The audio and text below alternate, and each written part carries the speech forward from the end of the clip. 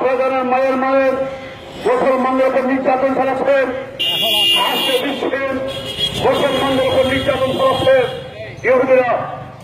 আমরা বাংলাদেশের মানুষ, আমরা সবাই হিন্দু মধ্যে বিশ্বলক্ষ দেশে বাস রাখতে চাই, হিন্দু মানে দায়িত্ব। এদেশের তাহিদ, এদেশের আখিরা মুসলমানের সামর্থ্য রক্ষার্থেন আমাদেরকে মুসলমানদেরকে প্রতিবাদ করতে হবে। আমরা মুসলমান, আমরা আমাদের বাঁচার অধিকার আছে, আমাদের দেশে চলাফেরার অধিকার আছে, আমাদের শান্তির অধিকার আছে।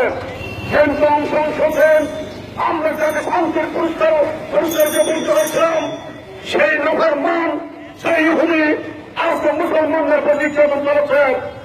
আমরা আল্লাহর উম্মত, আমরা রসুলের কন্যা, আমরা ইসলামের অক্ষর ভিত্তিতে আসছে, আমরা ইমানি অক্ষর সাবিল আসছে, আমরা রাজপথে নেমেছে।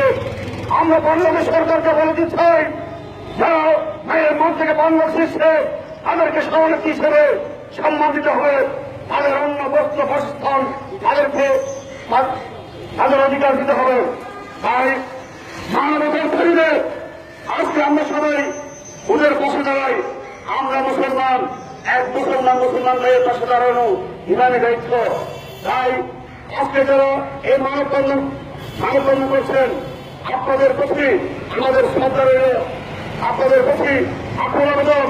আজকে বাংলাদেশের প্রত্যেকটা অঞ্চল থেকে মুসলমানের এক আওয়াজ হবে, আমরা এক প্রতিরোধ করে নারী তাকবীর, আল্লাহু আকবার, হে আল্লাহ মুসলমানদেরকে রক্ষা করো, কারমার মুসলমানদের রক্ষা করো, কাশ্মীরের মুসলমানদের রক্ষা করো, আল্লাহ ফিলিস্তিনের মুসলমানদের রক্ষা করো।